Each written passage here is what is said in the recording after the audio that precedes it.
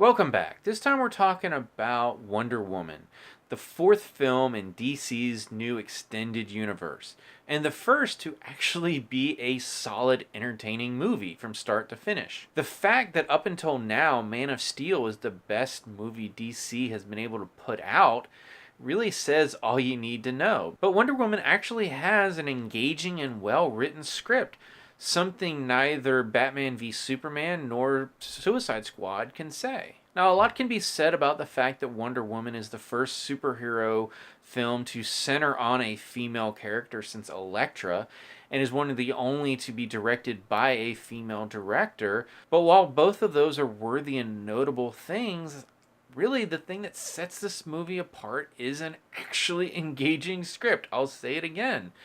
It's amazing that it's taken DC this long to realize that the MCU is popular not because they just lucked into it. They actually give us engaging stories and characters. Now, I have to admit that Wonder Woman is a character who, while I have definitely read more DC comics than Marvel comics, she's one that I'm not terribly familiar with.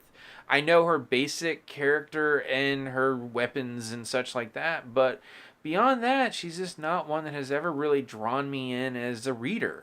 And after watching this movie, I'm kind of ashamed to admit that, because at least as portrayed in this movie, she's a very interesting character.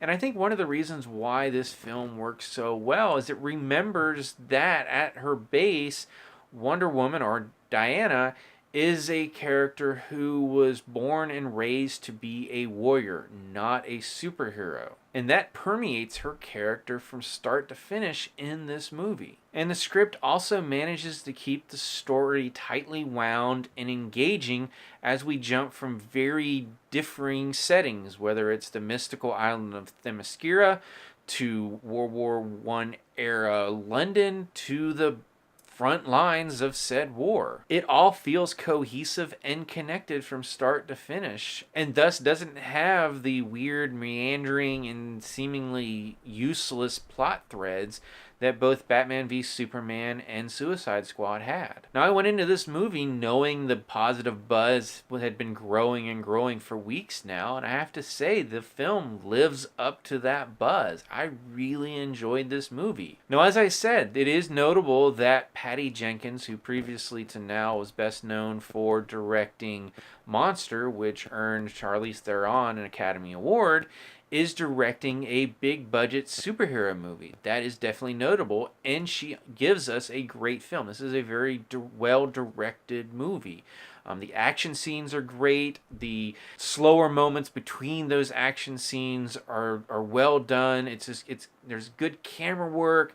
Everything about it really works. There's a couple moments where it does feel like the backgrounds are a little CG-ified, that this has that DC Zack Snyder feel that we've just been getting with the DC movies lately.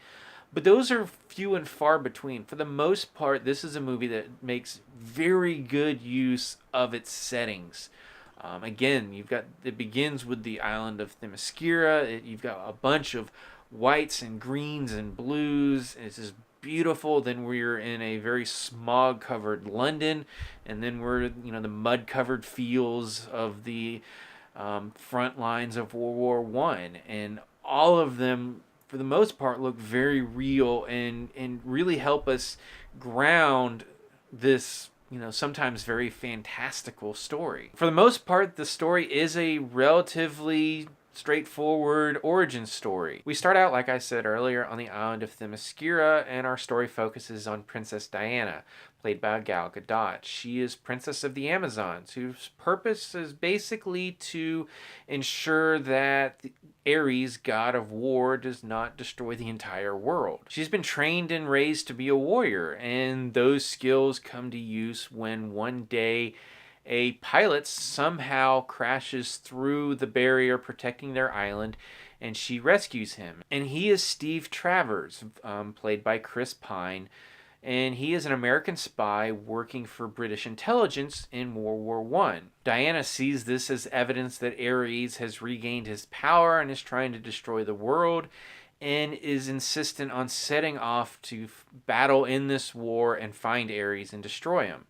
And I don't really want to say much else about the movie. That's essentially the setup. And as I've said earlier, we have this story that spans a lot of different areas, but it is really, really enjoyable. Now, obviously, when you have a superhero movie that's sort of a prequel set during a war, you can have very obvious comparisons to Captain America: The First Avenger. And there's just no way to get around it. They're there.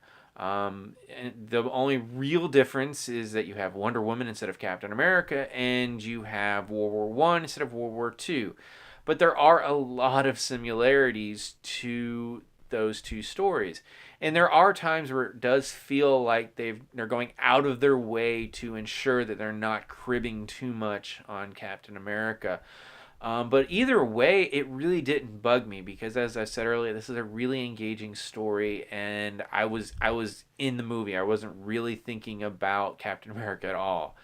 As far as the script goes, my only real complaints is there's a couple things near the end where it feels like certain things happen because the story needed them to happen. It didn't really make 100% sense on why certain things happened, or at least why certain characters did what they did. But overall, I just really enjoyed this movie. It's definitely well written. It's well directed. The leads are all great in this. I liked Gal Gadot as Wonder Woman. She didn't get a lot of screen time in Batman v Superman, but if there was anyone still doubting whether she could pull off a great portrayal of this character, I sincerely doubt they would have those doubts anymore after watching this movie. So if you're a fan of superhero movies, if you're a fan of DC Comics in particular, this is definitely one to check out because it's actually a good movie based on a DC character. And it's been a really long time since that's happened. Basically since Christopher Nolan stopped directing Batman movies. So overall, it should not be a surprise, but it really is that this movie is great. I mean, DC had basically boxed themselves into a corner where the only evidence that I was going to accept that they actually could make a solid movie was them making a solid movie. And Wonder Woman is that evidence. They have done it. Hopefully they can keep going. Hopefully this isn't just a blip. But this is definitely a movie to go check out. If you've seen it, what did you think about it? As always, you can subscribe to my channel, check out some other reviews, and until next time, I'll see you at the movies.